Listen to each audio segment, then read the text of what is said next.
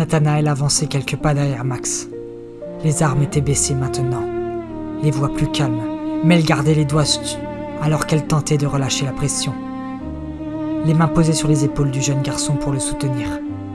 Trop d'histoires commençaient comme ça et finissaient dans le sang. Pourtant, au fond d'elle, quelque chose vacillait.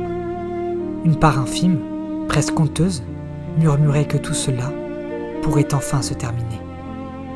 Qu'ils avaient peut-être trouvé un havre de paix, un endroit où les nuits n'étaient plus guettées par le froid et la peur. Elle balaya du regard la cour intérieure, les silhouettes qui se déplaçaient, les visages marqués par la faim. C'est alors qu'elle la vit, une silhouette plus lente, plus voûtée que les autres, assise sur une pierre, un foulard gris couvrant partiellement ses cheveux. Quelque chose dans cette posture, dans la façon dont la femme tenait ses mains, fit battre le cœur de Nathanaël plus fort.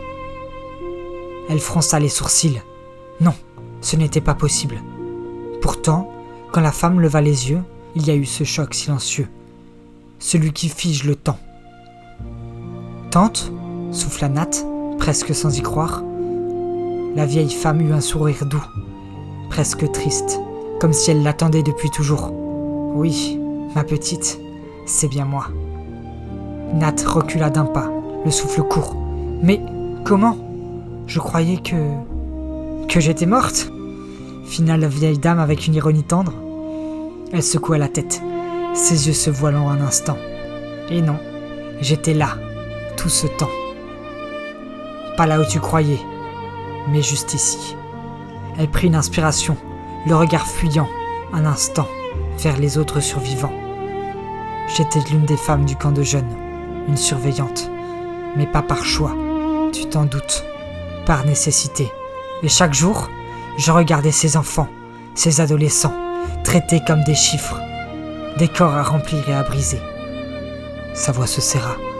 Je n'ai pas supporté. Alors un soir, je suis parti. J'ai franchi la clôture. J'ai marché, jusqu'à tomber sur eux.